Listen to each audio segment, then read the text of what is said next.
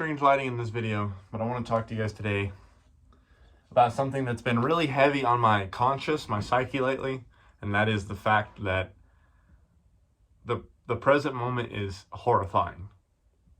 You know, it's not horrifying in a sense of like, I'm scared to be in this, I'm scared of what's gonna come out of it, you know, if there's any ghosts or ghoulies or whatever the fuck you want to say, right? Like, it's nothing external.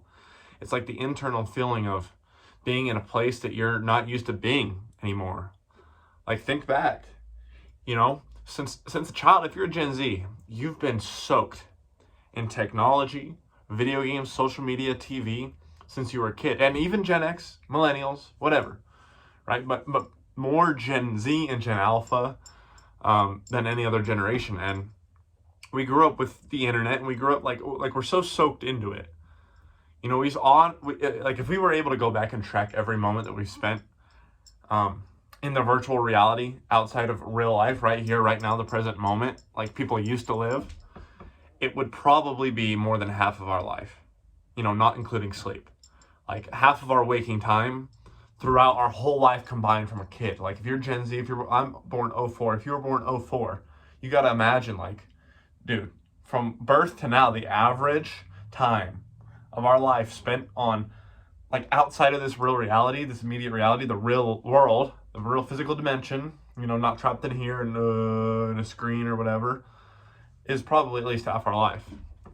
You know, so you can imagine, like, when we come back to reality, when we delete that social media, when we actually practice being in the present moment, when we get off the video games, when we literally just focus on our real life, instead of coming home and watching TikTok on the toilet and watching TikTok while you eat, watching TikTok until you go to bed, watching YouTube, watching that movie, just drowning yourself in distraction and entertainment. Instead, just come home, spend time with your grandpa, spend time with your family, like, I say grandpa because I live with him now, you know, go on a walk, just enjoy and be present with whatever's real.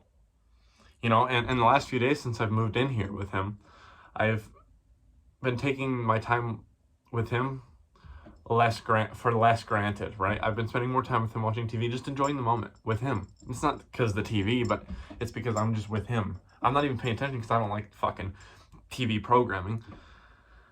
But, you know, I've been spending more time in the immediate real reality, you know, going on walks and just enjoying this new place I'm in, this new bedroom, this new office I'm in.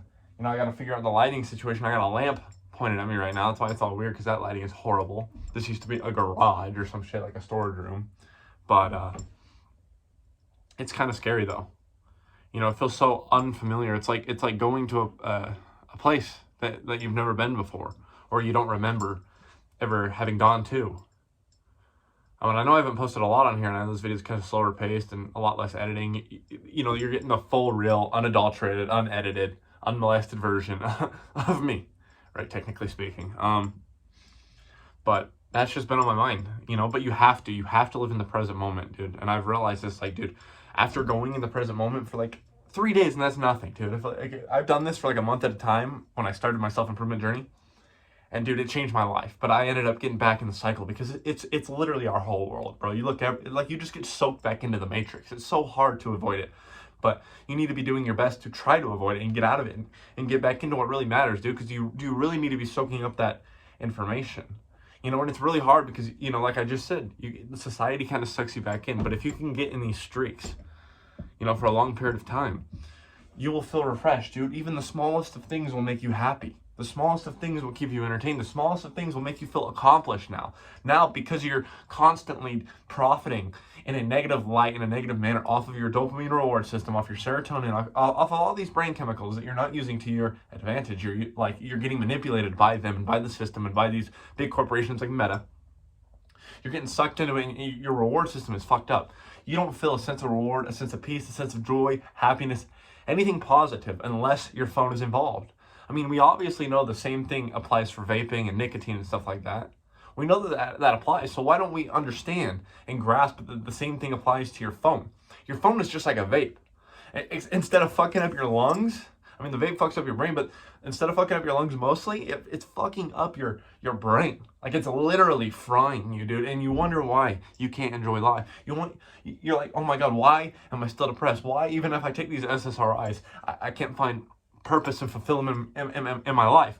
Why? Because even if I am doing my hobbies, I have my dream job, I have my dream partner, why am I never satisfied? Why do I never enjoy the present moment? Why am I always stressed and worried about the future or worried about the past? It's because your mind is constantly in a loop of distraction off of the phone. Mostly social media, but also TV, movies, video games, everything. I can't get over this enough. You understand the point at this point, dude. We're 5 minutes in, and you should understand the point. And I hate being a preacher. I know that that's how this is coming off, and that's how most of my videos come off, and I hate it. And I'm trying to move away from that and kind of give you more a personal spill of my life and what I'm going through. But I just had to get that out of the way, because to me, if you don't understand that concept, bro, I don't know how you're gonna make any progress anywhere else in your life. Like, I mean, that feels like my life duty at this point, is to kind of awaken people, and that's 1% of true spiritual awakening, or like that should be the beginning of your spiritual awakening. When I had my spiritual awakening, that was the beginning, realizing the poison that I'm being fed, realizing that I am my own worst enemy, and I have been this whole time, realizing that I was depressed, why I tried to off myself, why I was so addicted to drugs, why I was such an abusive partner, not physically, but like mentally and emotionally. I was a horrible romantic partner, why I was shitty to my family. I realized it was because of me. And it was because I was so soaked into this stuff. I didn't know who I was. You know, and imagine you do this for 20, 30 years and you're never aware of it, and you're so addicted to the phone, dude. I lost who I was. You know, and you probably lost who you were too. You don't know who you are.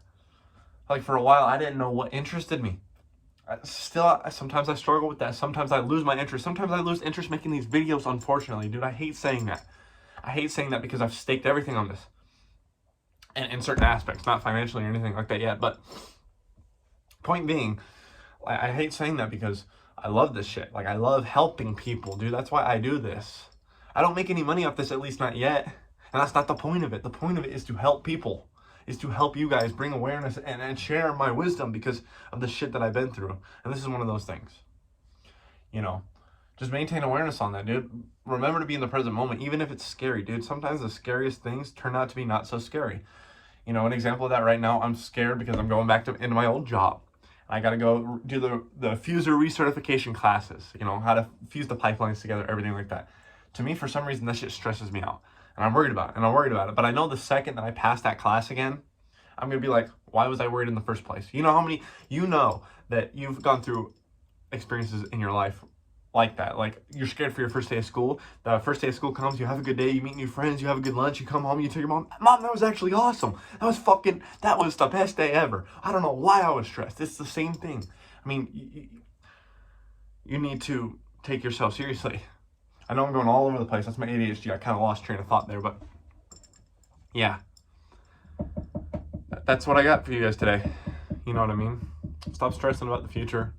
You know, whatever you're stressing about now, getting off the phone will help, but you'll get through it. You know, it's scary living in the present moment.